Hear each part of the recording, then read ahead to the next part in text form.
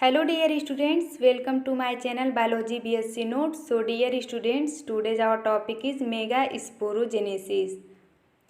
तो मेगास्पोरोजेनेसिस पढ़ने से पहले आप एक वीडियो देखिएगा जिसका नाम है माइक्रोस्पोरोजेनेसिस। तो वो टॉपिक भी मैंने कंप्लीट कर दिया है। तो जो आपके माइक्रोस्पोरोजेनेसिस होते हैं उसमें आपका एंथर और पॉलन ग्रेन का डेवलपमेंट होता है, तो उसे हम लोग माइक्रोस्पोरोजेनेसिस कहते हैं। बट जो आपका मेगास्पोरोजेनेसिस होता है उसमें development of ovule and embryo sac is called a megasporogenesis. तो जब आपके ओव्यूल और एम्ब्रियो सैक का डेवलपमेंट होता है तो उसे हम लोग मेगास्पोरोजेनेसिस कहते हैं। तो आप माइक्रोस्पोरोजेनेसिस और मेगास्पोरोजेनेसिस में कंफ्यूज ना होइएगा। तो इससे पहले भी मैंने वीडियो बनाया था जिसमें आपके स्ट्रक्चर ऑफ ओव्यूल हैं, टाइप्स ऑफ ओव्यूल हैं, तो उसको आप देख लीजिएगा। इसीलिए मैं इस वीडियो में ओव्यूल के बारे में नहीं बताऊंगी, ठीक है। नेक्स्ट है at the time of megasporogenesis nucleus a hypodermal cells become a large and different from a cell. तो जब आपका मेगास्पोरोजेनेसिस होता है, ठीक है, उस टाइम आपके एक न्यूक्लियस हाइपोडर्मल सेल्स होते हैं जो कि बहुत बड़े होते हैं और क्या होते हैं, वो सभी सेलों से अलग होते हैं। It is called primary archesporial cell. और ऐसे सेल को हम लोग क्या कहते हैं, प्राइमरी आर्चीस्पोरियल सेल। तो अब मत भूलिएगा, जब आपका मेगास्पोरोजेनेसिस होता है तो उस समय एक सबसे अलग सेल्स होते हैं, ठीक है, जो कि क्या होते हैं, न्यूक्लियस, और उसे हम लोग क्या कहते हैं, प्राइमरी आर्चीस्पोरियल सेल्स के नाम से जानते हैं। This cells periclinally divide outer parietal cell and inner side primary sporogenous cell. और यही जो सेल होते हैं वो आगे चल के क्या करते हैं, पेरिक्लाइनली डिवाइड होते हैं। एक होता है आपका आउटर पेराइटल सेल और एक होता है आपका inner side primary sporogenous cell, ठीक है। तो जो आपके बाहरी सेल होते हैं उसे हम लोग कहते हैं पेराइटल सेल, और जो अंदर के साइड होते हैं उन्हें हम लोग कहते हैं प्राइमरी स्पोरोजिनस सेल।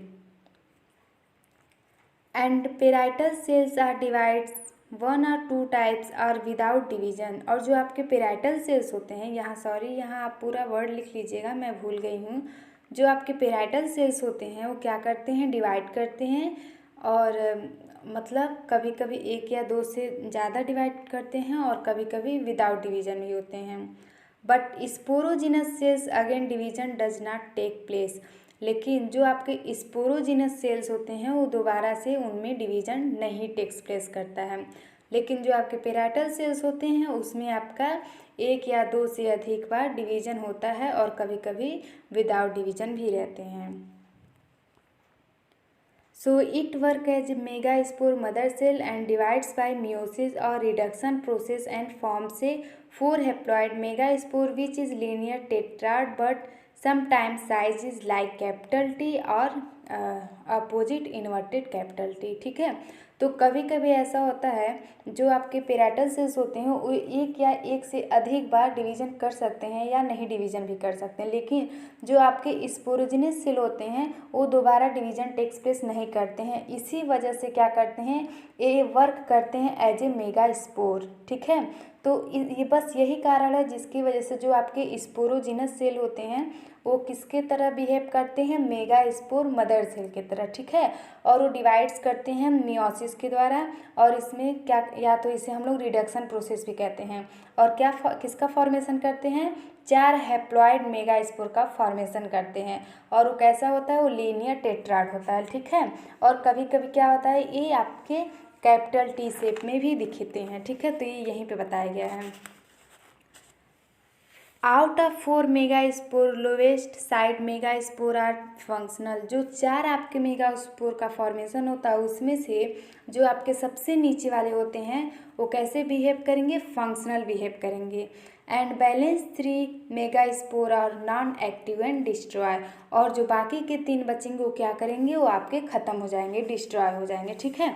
तो देखिए क्या होता है, जो आपके स्पोरोजिनस सेल होते हैं, ठीक है, उसमें आपके क्या होगा, उसमें डिवीजन होगा। कौन सा डिवीजन, मियोसिस डिवीजन या रिडक्शन डिवीजन कह सकते हैं। और उसके बाद से वहाँ आपके 4 हैप्लॉइड मेगास्पोर बनेंगे। जो आपका सबसे लोवेस्ट वाला होगा वो फंक्शनल कहलाएगा, और जो बाकी 3 बचेंगे वो डिस्ट्रॉय हो जाएंगे और नॉन एक्टिव होंगे। ठीक, ये हो गया आपका स्पोरोजिनस सेल। ठीक, तो अब हम देखेंगे इसका डायग्राम। तो डायग्राम देखिए कैसा है। तो यहाँ देखिए आपके जो फर्स्ट हम बताए थे क्या होते हैं, जिसे हम लोग कहते हैं प्राइमरी आर्ची स्पोरियल सेल। फिर इनका क्या होगा, इनका आपका पेरिक्लाइनली डिवाइड होंगे, मतलब बीच से डिवीजन होगा। तो ये 2 फॉर्म में डिवाइड होंगे, एक होगा आपका प्राइमरी पेराइटल सेल, दूसरा होगा प्राइमरी स्पोरोजिनस सेल। ठीक, जो प्राइमरी पेराइटल सेल होंगे वो क्या करेंगे, वो आपका डिवाइड होंगे एक या एक से अधिक बार, या कभी कभी इसमें डिवीजन नहीं भी होता है। लेकिन जो आपके स्पोरोजिनस सेल होते हैं उनका डिवीजन अगेन दोबारा नहीं होता है। ठीक, तो इसी वजह से ये आपके कैसे रिएक्ट करते हैं, मेगा स्पोर मॉडल की तरह ये वर्क करते हैं। और उसके बाद से इसमें डिवाइड्स होते हैं किसके द्वारा, मियोसिस के द्वारा, या रिडक्शन प्रोसेस भी कह सकते हैं। फिर इसमें 4 क्या बनेंगे, हैप्लॉइड मेगा स्पोर का फॉर्मेशन होगा, और एक इसके लीनियर फॉर्म में हो जाएंगे। ठीक है, तो यहाँ देखिए ये हो गया आपका प्राइमरी मदर सेल। ठीक, अब यहाँ देखिए कैसे रिएक्ट करेंगे। यहाँ देखिए देखिए ये टेट्राड फॉर्म में आ गए ना, या इसे कैपिटल टी के नाम से भी जानेंगे। देखिए ये linear tetrad of mega spore cell. तो जो लोवेस्ट वाला होगा क्या होगा, फंक्शनल होगा, और जो बाकी के 3 होंगे वो क्या होंगे, डिजेनरेट, खराब, मतलब ये नष्ट हो जाएंगे। और ये कैसे होते हैं, नॉन एक्टिव होते हैं, मतलब ये कोई यहाँ एक्टिव होते ही नहीं है, ये अपना ख़त्म हो जाएंगे, इनका यहाँ पे कोई काम नहीं है। ठीक, तो जो 3 होते हैं वो क्या हो जाएंगे, डिजेनरेट हो जाएंगे, और जो आपका लास्ट लोवेस्ट वाला होगा वो क्या करेगा, वो as a functional megaspore work करेगा। अब हम लोग देखेंगे फीमेल गैमेटोफाइट यानी एम्ब्रियो सैक। तो क्या होता है, functional megaspore is first cell of female gametophyte and megasporal haploid. तो क्या होता है उसके नेक्स्ट हम लोग क्या देखेंगे, जो आपके फंक्शनल होते हैं, तो लोवेस्ट वाला जो था आपका फंक्शनल कहला रहा है। ठीक है, तो वो जो होते हैं क्या कैसे एक्ट करते हैं, ये होते हैं आपके फीमेल गैमेटोफाइट के फर्स्ट सेल, और ये हैप्लॉइड होते हैं। ठीक, तो ये मत भूलिएगा। And functional spore size are increase and covered the maximum part of nucleus. और जो फंक्शनल स्पोर होते हैं वो क्या करते हैं, ये साइज इनका बड़ा होता है और पूरे जो न्यूक्लियस पार्ट होते हैं उसको ढक लेते हैं। And spores nucleus divides to form 2 daughter nuclei, both the nucleus goes toward pole. तो जो आपके 2 स्पोर होंगे न्यूक्लियस के, ठीक है, वो क्या करेंगे, डिवीजन टेक्स प्लेस करेंगे और 2 डॉटर न्यूक्लियाई का फॉर्मेशन करेंगे, और दोनों क्या होते हैं, दोनों आपके पोल की तरफ चले जाएंगे। And out of 2 nucleus 1 goes to towards micropyle and second nucleus goes to chalaza. Then both daughter nucleus again divide to form 4 haploid daughter nuclei. उसके बाद से क्या होता है, जो आपके 2 न्यूक्लियस बनेंगे, एक आपका माइक्रोपाइल की तरफ चला जाएगा और एक जो दूसरा होगा वो आपका चलेजा की तरफ आएगा, और जो दोनों डॉटर न्यूक्लियस होंगे वो फिर से डिवीजन टेक्स प्लेस करेंगे, और फिर उसके बाद से आपका 4 डॉटर न्यूक्लियाई का फॉर्मेशन होगा। Thus each pole content 2 nucleus. तो जो आपके 2 पोल, मतलब प्रत्येक पोल के पास 2 न्यूक्लियस रहेंगे। After this 3rd division takes place and form 8 nucleus. जब ये 3 डिवीजन टेक्स प्लेस हो जाएगा तो उसके बाद से आपके 8 न्यूक्लियस का फॉर्मेशन हो जाएगा। And 4 are towards micropyle and 4 are towards chalaza. तो आपके 4 क्या होंगे, माइक्रोपाइल की तरफ होंगे, और 4 आपके चलेजा की तरफ होंगे। तो ये मत भूलिएगा, जब आपके 8 न्यूक्लियस का फॉर्मेशन हो जाएगा तो जो 4 होंगे वो माइक्रोपाइल के साइड जाएंगे, और 4 जो होंगे वो आपके चलेजा के साइड जाएंगे। Now 1 nucleus from micropyle and 1 nucleus from chalaza goes to center and form a polar nuclei। तो अब क्या होगा, तो अब जो आपके एक न्यूक्लियस होंगे वो माइक्रोपाइल की तरफ चले जाएंगे, और जो फिर एक होगा वो चलेजा के साइड चला जाएगा। मतलब इन दोनों में से एक एक क्या हो जाएंगे, बीच में चले आते हैं, तो वही आपका पोलर न्यूक्लियाई का फॉर्मेशन होता है। अभी मैं डायग्राम में क्लियर कर दूंगी। And both the polar nuclei comes in the middle of embryo sac form a secondary nucleus. और ये जब दोनों पोलर न्यूक्लियाई एकदम बीच में आ जाएंगे तो किसका फॉर्मेशन करेंगे, सेकेंडरी न्यूक्लियस का फॉर्मेशन करेंगे। And towards micropyle ends balance 3 nucleus wall formation takes place and form a egg apparatus. और जो आपके माइक्रोपाइल की तरफ क्या होंगे, 3 न्यूक्लियस बचेंगे, वो क्या फॉर्मेशन करेंगे, वो आपके एग एपरेटस का फॉर्मेशन करेंगे। In this egg apparatus 1 is a large egg cell और female gametes and both the side synergid. और यही क्या होंगे, जो एग अपैरेटस होंगे उसमें से आपका क्या होगा, एक बड़ा सा एग होगा और जो दूसरा होगा वो आपका सिनर्जिड्स कहलाएंगे। ठीक, each egg cell and synergids combine to form egg apparatus. जब आपके एग सेल और सिनर्जिड कंबाइन करेंगे तो किसका फॉर्मेशन करेंगे, एग अपैरेटस का फॉर्मेशन करेंगे। And towards chalaza 3 nucleus form a antipodal cells. और जो 3 सेल्स जो आपके चलेजा के साइड होंगे उन्हें हम लोग एंटीपोडल सेल्स कहेंगे।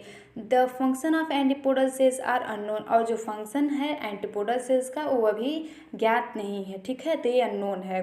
And after some time they destroy. और कुछ समय के बाद क्या हो जाएंगे, नष्ट हो जाते हैं। Developed embryo sac form nutrition depends on nucleus. जो आपके एम्ब्रियो सैक डेवलप्ड होते हैं वो कहाँ पे, किस पे डिपेंड होते हैं, न्यूक्लियस पे, जो कि न्यूट्रिशन प्रोवाइड्स करते हैं। ठीक, तो देखिए अब हम लोग वहाँ तक देखे थे, तो आपका फंक्शनल मेगास्पोर क्या कर रहा था, वर्क करना स्टार्ट कर दिया था। तो देखिए डिजेनरेटिव मेगास्पोर हो गए, ये आपके वैक्यूल हो गए, या फिर यहाँ पे आपका एम्ब्रियो सैक हो गया। फिर देखिए जो न्यूक्लियाई हो और यहाँ वैक्यूल हैं, उसके बाद से क्या होंगे, इसमें डिवीजन टेक्स प्लेस होगा। तो आपके 3 सिनर्जिड बन जाएंगे। देन आपके एक सेल और पोलर न्यूक्लियाई, और नीचे जो आपके 3 होंगे वो एंटीपोडल सेल बन जाएंगे।